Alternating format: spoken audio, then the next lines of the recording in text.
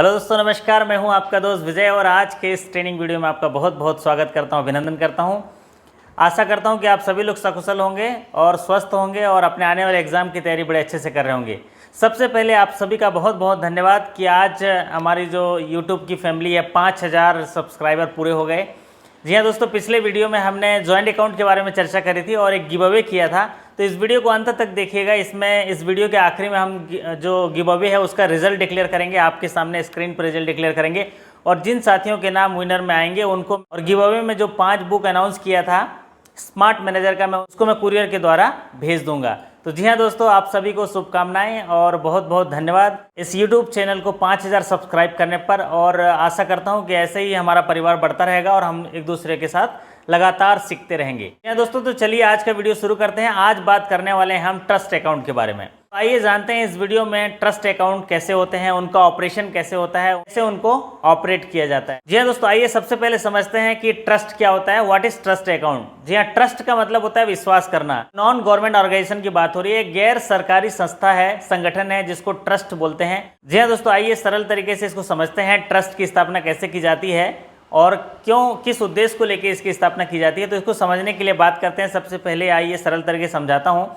कि एक mister x होते हैं जिनके पास उनकी संपत्ति होती है, उनके पास पैसा होता है, उनका बिजनेस होता है, उनका कारोबार होता है। लेकिन उनको लगता है कि उनके जाने के बाद उनकी संपत्ति का क्या होगा, उनके बिजनेस कारोबार का क्या होगा और उनकी संपत्ति के हितों की सुरक्षा कैसे होगी। उनके जो लीगल हेयर्स हैं, उनके परिवार में अगर किसी को संपत्ति किस तरह से बंटवारा होगा, उसके लिए उनको चिंता होती है और उनको लगता है, और मेरे जाने के बाद संपत्ति में विवाद कैसे सुलझा जाएगा, किस तरीके से उनका बंटवारा किया जाएगा या किस तरीके से उनका देखरेख की जाएगी, हितों की रक्षा किस तरह से की जाएगी। तो उसके लिए मिस्टर एक्स जो है अपने एक खास दोस्त मिस्टर वाई के पास जाते हैं जिन पर उनको ट्रस्ट होता है। जी हाँ, देखिए, इनको ट्रस्ट होता है और अपने दोस्त को बोलते हैं कि दोस्त वाई, मुझे आप पर बहुत विश्वास है, तो आप मेरी मदद करिए कि मेरे जाने के बाद मेरी संपत्ति जो है मेरी बेटी को, मेरे पोते को, मेरी पोती को किस तरह से दिया जाए।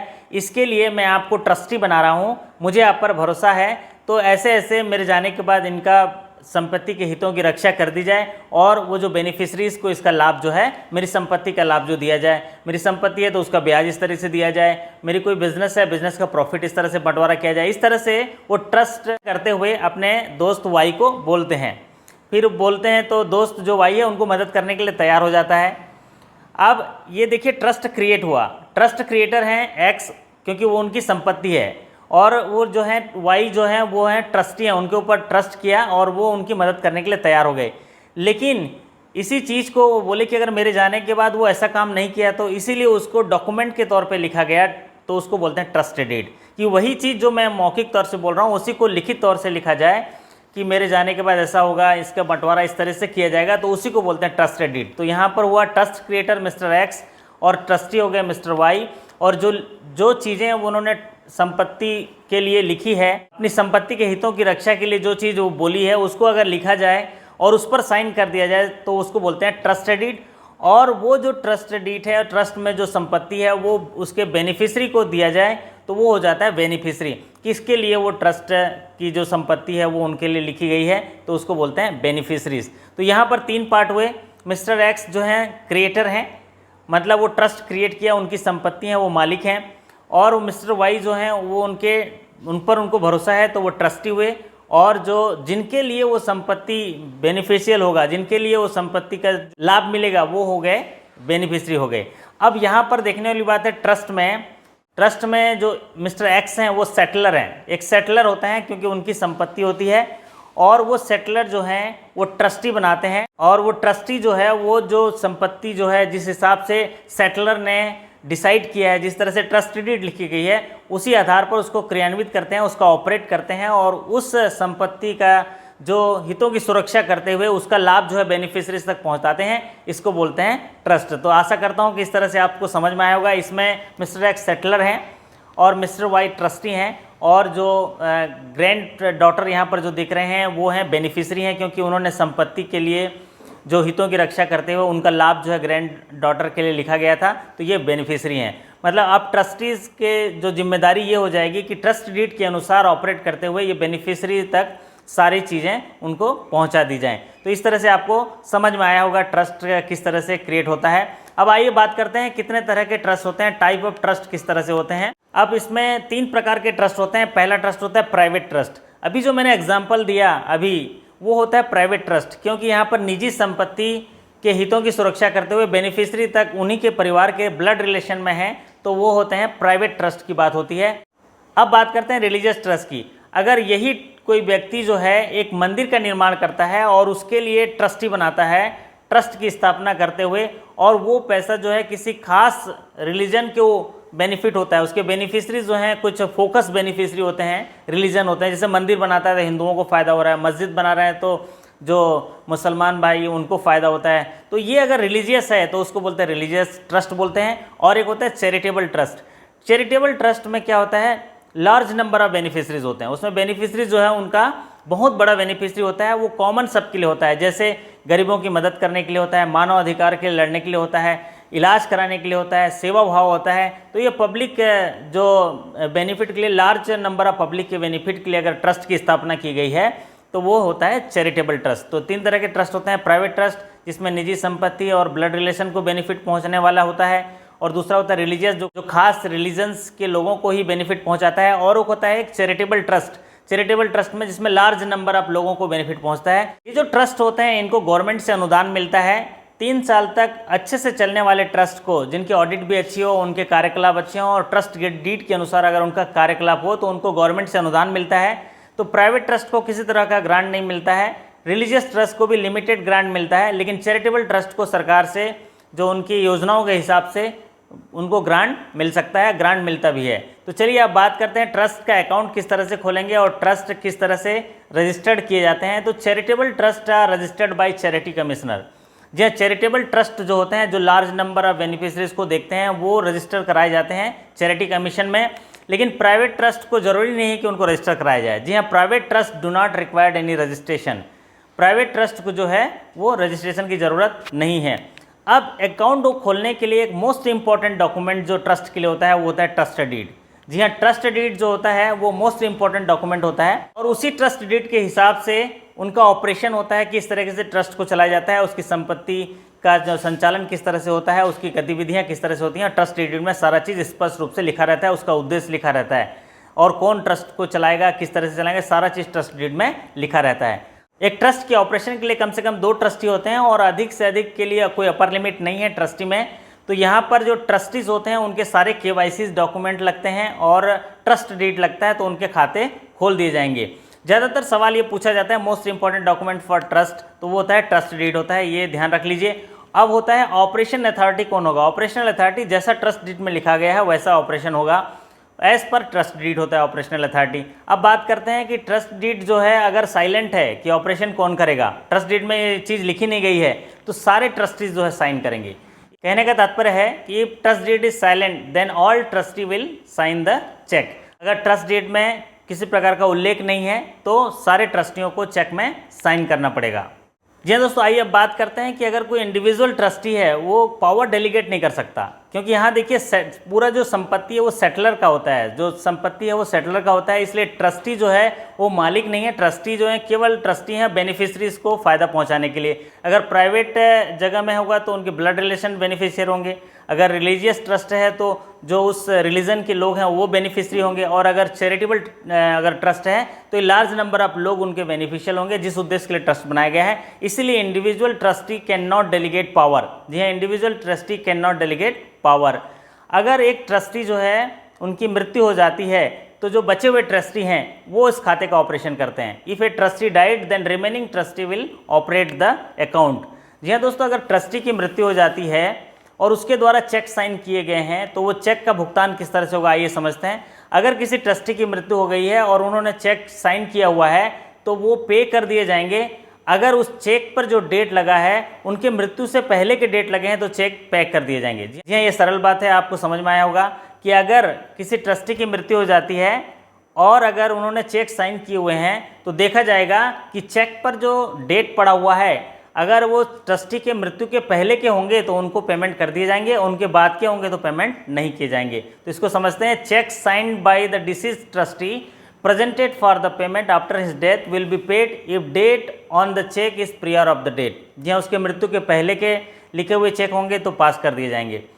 अब आप अगली महत्वपूर्ण बात करते हैं कि ट्रस्टी जो है लोन ले सकते हैं क्या, या किसी प्रकार का बैंक से जो वित्तीय सहायता ले सकते हैं क्या? हाँ, ले सकते हैं अगर इसका उल्लेख ट्रस्ट डीड में लिखा है। अगर ट्रस्ट डीड में इसका उल्लेख नहीं है तो किसी भी प्रकार का वित्तीय सहायता या ऋण बैंकों से नहीं ले सकते। ट्रस्ट डीड जैसा लिखा है वैसा ही होगा यहाँ पर कार्यकलाप, ट्रस्टी वैसा ही काम करेंगे। Trustee can take a raise loan if it is permitted as per trust deed and it is for the purpose of trust. Trust के उद्देश्य के लिए ट्रस्ट डीड में अगर इसका उल्लेख किया गया है तो वो लोन ले सकते हैं। तो ये थी कुछ ट्रस्ट अकाउंट्स के बारे में जानकारी, जिसमें हमने समझे कि ट्रस्ट क्या होता है, ट्रस्ट में ऑपरेशन किस तरह से होते हैं, उनमें क्या डॉक्यूमेंट होता है और किस तरह से उनका खाता खोला जाता है और उनको किस तरीके से ऑपरेट किया जाता है। आशा करता हूँ कि आपको सरल तरीके से समझ में आया होगा। अभी एक महत्वपूर्ण घोषणा जो हमने पिछले वीडियो में करी थी, जो 5000 सब्सक्राइबर और 50 कमेंट अगर हमारे पिछले वीडियो में आते हैं तो मैंने बोला था कि उसी समय हम रिजल्ट्स गिव अवे का घोषणा करेंगे। तो वो समय आ गया है, क्योंकि जिस समय मैं अभी ये बात कर रहा हूँ आपसे, इस समय अभी 5001 सब्सक्राइबर हो गए हैं और 52 कमेंट्स आ गए हैं। तो चलिए आपके सामने क्यों ना रिजल्ट अनाउंस किया जाए, देखते हैं वो लकी विनर कौन होंगे जिनको गिव अवे मिलेगा। और मेरे द्वारा जो घोषणा की गई थी वो स्मार्ट मैनेजर, जिसमें बैंकर्स को स्मार्ट होना चाहिए किस तरह से बातों में, एक्टिविटी में, बॉडी लैंग्वेज में, कम्युनिकेशन में, सर्विस इनोवेशन में, कस्टमर बॉन्डिंग में, तो उसमें उसका फ़ायदा मिलेगा। तो चलिए मैं आपके सामने ये रिज़ल्ट अनाउंस करता हूँ। आप भी स्क्रीन पर देखिए, मैं मोबाइल पे ही रैंडम कमेंट पिकर से उस सेलेक्ट करता हूँ वो 5 लकी विनर जिनको गिव अवे मिलेगा, और उनसे फिर रिक्वेस्ट करूंगा कि वो अपना एड्रेस मेरे को दे देंगे तो मैं जल्द से जल्द उनको कुरियर कर दूंगा बुक और उनको शुभकामनाएं भेजूंगा। तो चलिए हम लोग रिज़ल्ट कमेंट पिकर से स्टार्ट करते हैं। तो चलिए दोस्तों, अभी मैं आ गया हूँ गूगल पे और यहाँ पर मैं टाइप करता हूँ यूट्यूब रैंडम कमेंट पिकर, फिर वो एक वेबसाइट आएगा। तो चलिए मैं आपको ले चलता हूँ। जो मैं यहाँ पर कर रहा हूँ आप स्क्रीन पर देख सकेंगे। तो आप सभी को ये करने से पहले बहुत बहुत शुभकामनाएं। तो चलिए मैंने ये कमेंट पिकर टाइप किया है, तो ये वेबसाइट आया है जहाँ से हम लोग को अपना जो यूट्यूब जिस पर हमने पिछले जॉइंट अकाउंट वाले में घोषणा की थी उसको पेस्ट करेंगे, उसका URL पेस्ट करेंगे। तो जी हाँ, देखिए URL हमने पेस्ट किया। तो URL पेस्ट करने के बाद हमने ये डुप्लीकेट यूज़र सेलेक्ट किया, क्योंकि उसमें 52 दिख रहा है तो कमेंट दिख रहा है इसमें 45 कमेंट दिख रहा है। हो सकता है किसी ने रिपीट कमेंट कर दिया होगा। अभी अब स्टार्ट करते हैं। यहाँ पर हम लोग रैंडम जो कमेंट पिकर स्टार्ट करते हैं, देखिए एनिमेशन स्टार्ट हो गया है और अभी आने वाला है जस्ट पहले ही विनर का नाम, और ये आ गया। पहला विनर है नुपुर अग्रवाल जी। बहुत बहुत बधाई नुपुर अग्रवाल जी, आपने लिखा है नाइस वीडियो। जी हाँ, नुपुर अग्रवाल जी को बहुत बहुत बधाई, पहले विनर सेलेक्ट किए गए हैं। जी हाँ, बहुत खुशी की बात है। अब आप देखते हैं, अब दूसरा विनर स्टार्ट करते हैं। अब ये रैंडमली सेलेक्ट करते हैं और फिर ये देखिए स्टार्ट हो गया है।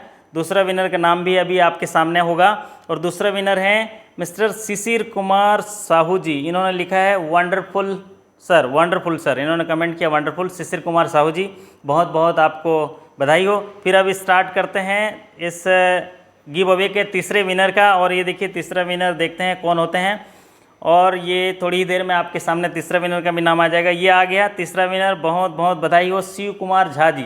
शिव कुमार झा जी, इन्होंने लिखा है कि your class is just like vitamin for banker. बहुत बहुत धन्यवाद। अभी चलते हैं, अभी चौथे विनर को देखते हैं। चौथे विनर देखिए यहाँ पर अभी थोड़ी देर में आपके पास आ जाएगा। ये हैं राम कुमार जी।